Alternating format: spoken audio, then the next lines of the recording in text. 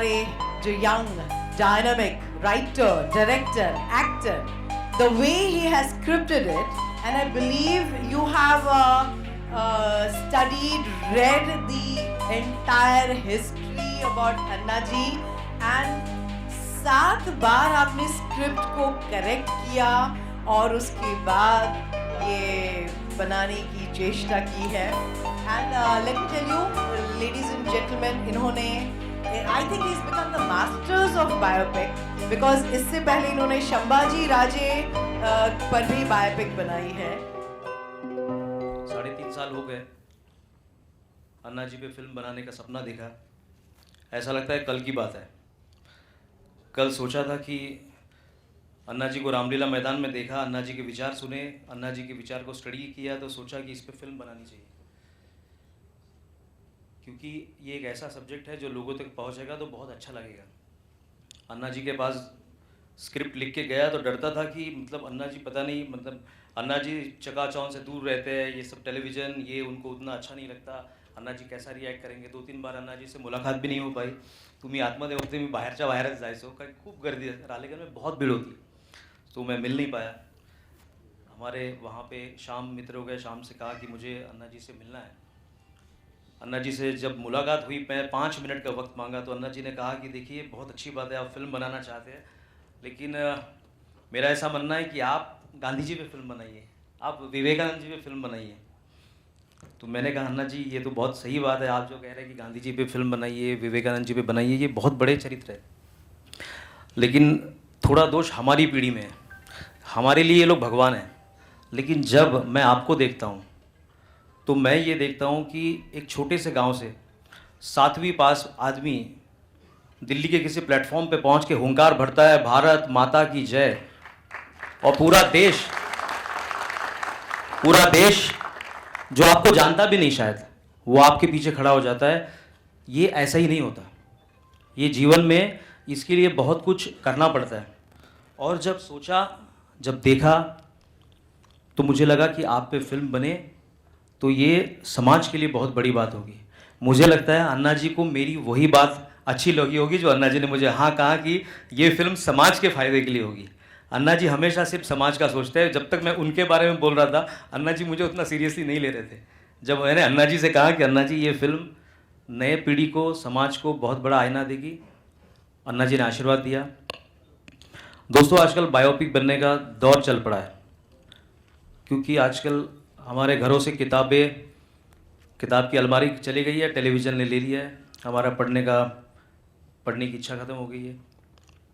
घर पे माँ दादी की कहानियाँ भी ख़त्म हो गई है, क्योंकि आज की ज़िंदगी की चकाचौंध ने औरतों को इंसान के कंधे से कंधे लगाकर भागने के लिए मजबूर कर दिया है. माँ बच्चों को कहानियाँ नहीं सुनाती, दादी के लिए हमारे घर में जगह नहीं है. अन्ना जी कहते हैं ना कि आजकल शहरों की बिल्डिंगों की ऊंचाई ऊंची होती जा रही है, लेकिन लोगों के दिल, लोगों के विचार बहुत छोटे होते जा रहे हैं. इसके वजह से जब जवान होता है आदमी तो वो उसको हम शॉर्टकट सिखाते हैं, बिकॉज आजकल हर पैरामीटर सक्सेस पे गिना जाता है. आप कितने सक्सेसफुल है वही इसका पैरामीटर है. तो उसके लिए अगर आप कोई भी शॉर्टकट लेते हो, वो भी आज के समाज में उसमें बुराई नहीं होती. उसी को अन्ना जी कहते हैं कि जीवन में आता खाली हाथ, जीवन से जाता खाली हाथ, लेकिन सारा जीवन मेरा मेरा मेरा मेरा करते रहता. जिस दिन जीवन पता चलता सब कुछ खत्म होने के बाद, तो वक्त निकल चुका होता है. हमारे पास जो अन्ना जी को विचारधारा मिली, गांधी जी, विवेकानंद जी, विनोबा भावे साहब, भगत सिंह, सुखदेव, आज हीरो है, बहुत हीरोज़ है, लेकिन उनको देखने के हमारे पास वक्त नहीं है, क्योंकि माँ की लोरी नहीं सुनी, परिस्थितियों का सामना नहीं किया, विचारधारा को देखा नहीं, तो हमने पाश्चिमात्य संस्कृति की तरफ देखना शुरू कर दिया कि success at any cost. Success at any cost के बदले में जब कॉस्ट है उसका रुपया में हम देते नहीं हैं, तो हमको लगता है कि ये सक्सेस हमको मिलानी ही चाहिए. लेकिन दोस्तों सब लोग इस बात को यकीन करेंगे कि जब हम सक्सेस, जो भी हम ड्रीम अचीव करना चाहते हैं, उस सक्सेस के टॉप पे पहुंचते हैं ना, उस दिन हमको पता चलती कि उसकी हमने कीमत क्या खोई है.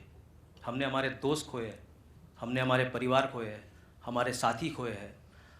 अपना वक्त खोया है। उस वक्त वो अपने सक्सेस पे वो खुद खुश नहीं होता। इसीलिए अन्ना जी कहते हैं कि अरे जो लखपति करोड़पतियों को नींद नहीं आती है ना, वो नींद मैं अनुभव करता हूँ। क्योंकि अन्ना जी का जो सक्सेस है ना दोस्तों, वो हमारा हिंदुस्तानी सक्सेस है।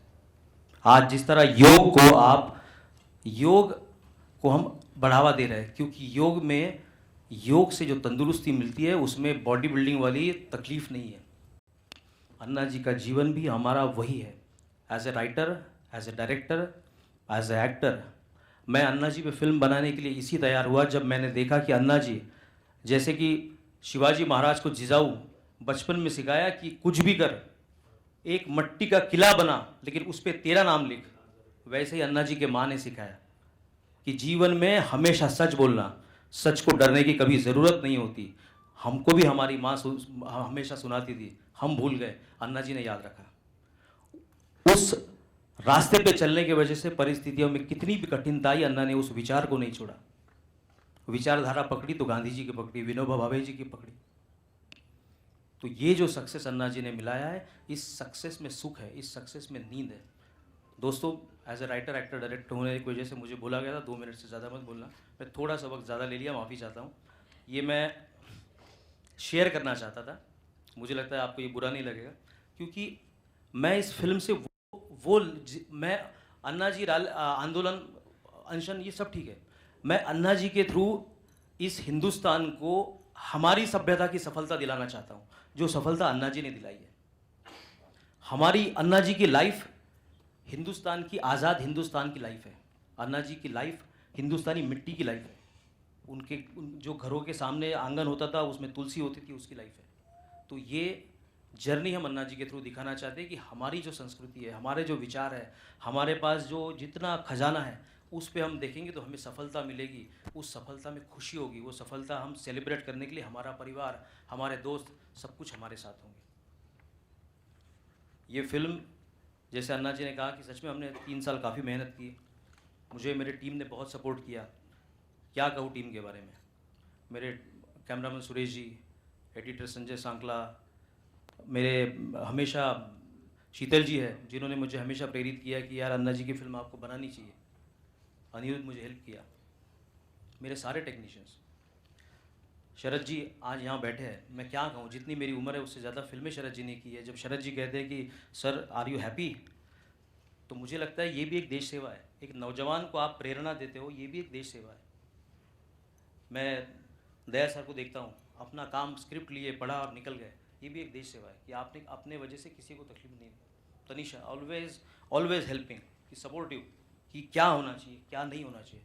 तो रियली ये एक प्लेटफॉर्म नहीं है, लेकिन आप मुझे बिहेव करना, मैं थैंक यू कहना चाहता हूँ इन सबको, इन टेक्नीशियंस को, मेरे एक्टर्स को, कि इन्होंने मुझे हेल्प की। हमने सबने देखे, लेकिन उसमें रंग भरे हमारे मनिंद्र जी ने। मनिंद्र जी के पास मैं गया कि सर, क्योंकि मैं इस फिल्म में प्रोड्यूसर नहीं चाहता, मैं ऐसा प्रोड्यूसर चाहता हूँ जो अन्ना जी के साथ जब बैठे तो अन्ना जी को कहीं तकलीफ ना हो, वो न्याय मिले वो। और मनिंद्र जी भी, देखिए दादा 180 फिल्म किया, लेकिन उन्होंने कभी प्रोडक्शन में नहीं आए। उन्होंने कहा कि बिकॉज ये फिल्म अन्ना जी पे है, इसलिए मैं ये फिल्म करना चाहता हूँ। सर, मैं आज तक कभी आपको थैंक यू नहीं बोला, लेकिन मैं यहाँ ऑन स्टेज आपको थैंक यू कहता है कि आपने अन्ना जी की फिल्म को जो हमें सपोर्ट किया, उसके लिए मैं थैंक यू कहना चाहता हूँ। दोस्तों, आज एक व्यक्ति को बहुत सच में दिल से मैं भूल रहा हूँ, बहुत याद कर रहा हूँ, रविंद्र जैन जी। अन्ना एक साल पहले की बात है, दादा के पास गया था। इतने बड़े व्यक्तित्व, मुझे तो मुंह से निकल भी नहीं रहा था कि मैं उनसे गाने में क्या बोलूँ। इतना बड़ा व्यक्तित्व कि मैं उनके सामने बहुत छोटा हूँ, उनके सामने क्या सोचूं। लेकिन उन्होंने अपने सर से हाथ मेरे सर पे रखा और बोला, हाँ शशांक, क्या चाहिए, तुम तो बहुत होशियार हो। इतना इनकरेजमेंट था कि मैं दादू के साथ बैठते गया। दादू हमेशा कहते थे, शशांक ये फिल्म बहुत चलेगी। दादू, आप हमारे साथी हैं, आपका आशीर्वाद इस फिल्म को बहुत ऊंचाई पे ले जाएगा। मैं दिव्या भाभी आपको बहुत शतशः नमस्कार करना चाहूँगा कि आप हमेशा उनका हेल्पिंग हैंड रहे। प्लीज़ एक बार आइए, बिल्कुल, मतलब प्लीज़ आइए, 1 मिनट प्लीज़ प्लीज़ प्लीज़ भाभी।